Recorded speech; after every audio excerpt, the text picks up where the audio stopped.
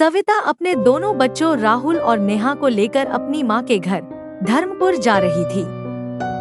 गर्मियों की छुट्टियां शुरू हो गई थी और उसके बच्चे हर साल की तरह अपनी नानी जी के घर जाने के लिए बहुत खुश थे। मम्मी, बड़ी अजीब बात है ना, हर साल छुट्टियों से पहले तो नानी हमें बहुत फोन करती थी, कहती थी जल्दी आओ जल्दी आओ, लेकिन इस बार उन्होंने एक बार भी कॉल नहीं किया। हाँ मम्मी, ऐसा क्यों?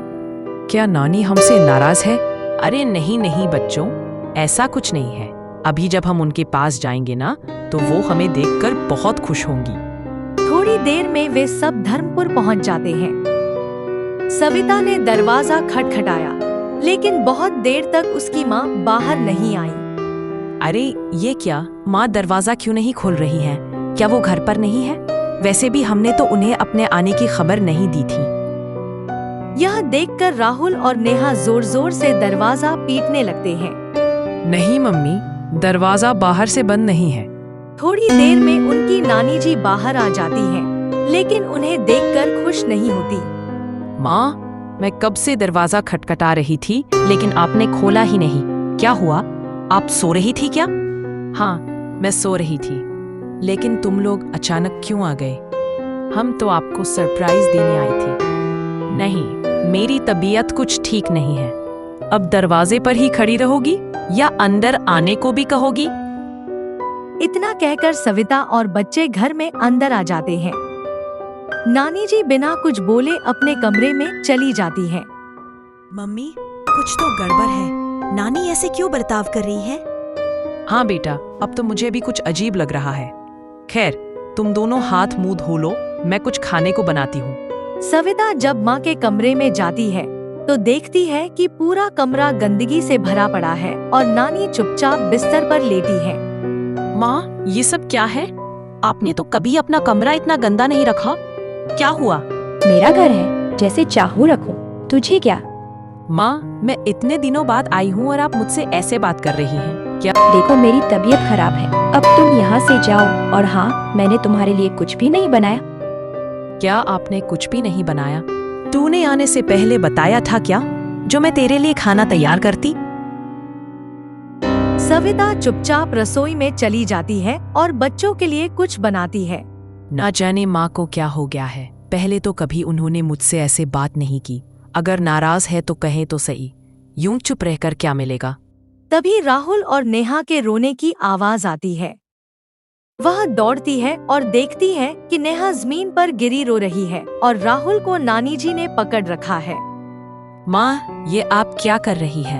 तुमने अपने बच्चों को तमीज नहीं सिखाई क्या? मैंने साफ कहा था कि मेरे कमरे में कोई न आए। मम्मी, मुझे यहाँ नहीं रहना है।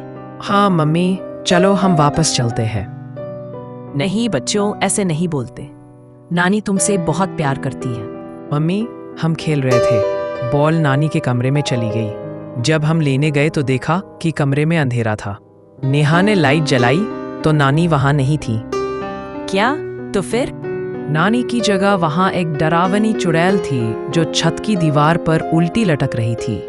हाँ मम्मी, और फिर हम दोनों चिल्लाकर भागे, लेकिन तभी नानी कमरे से बाहर आ गई और हमें मारने लगी। अगर तुम दोनों सच कह रहे हो तो तुम्हें यहाँ नहीं रुकना चाहिए। पास में तुम्हारी रिया आंटी का घर है। मैं तुम्हें वहाँ छोड़कर आती हूँ, फिर रिया के साथ मिलकर देखती हूँ कि क्या हो रहा है। ठीक है मम्मी, लेकिन आप भी अपना ध्यान रखना। सविता बच्चों को रिया के घर छोड़ती है और सारी बात बता देती है। क्या कह रही हो सविता? अगर तुम्हारी माँ के अंदर सच में कोई चुड़ैल है तो? मुझे नहीं पता रिया, लेकिन हमें कुछ करना होगा, नहीं तो माँ को वो चुड़ैल खत्म कर देगी। मेरे हिसाब से हमें उनकी निगरानी करनी चाहिए। हो सकता है पता चल जाए कि वो चुड़ैल क्या चाहती है। ठीक है। और रिया, तुम्हें याद है ना, मेरे घर के पीछे एक गुप्त दरवाजा है। हाँ हाँ, जब पार्टी से लेट आते थे तब तू उसी से घर में घुसती थी ताकि आंटी को पता न चले।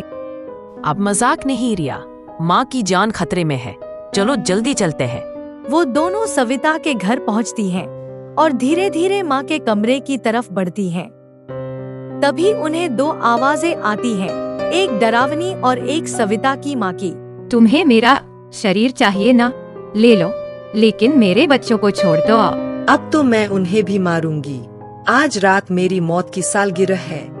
अगर उसी समय मैं तुझे मार दूं और शरीर ले लूं, तो मैं सबसे ताकतवर चुड़ैल बन जाऊंगी। सविता ये सुनकर दरवाजा खोल देती है। नहीं माँ, आप खुद को मत मारिए। हम मिलकर लड़ेंगे इस चुड़ैल से। तू मुझसे लड़ेगी? तुझ जैसे इंसानों को तो मैं एक झटके में उड़ा सकती हूँ। वो सविता को हवा में उछाल देती है, लेकिन तभी पीछे से रिया का पति आता है। उसके हाथ में बड़ा डंडा होता है। वो चुड़ैल को मारने लगता है। कुछ देर में चुड़ैल बुरी तरह पिटती है और वहाँ से भाग जाती है।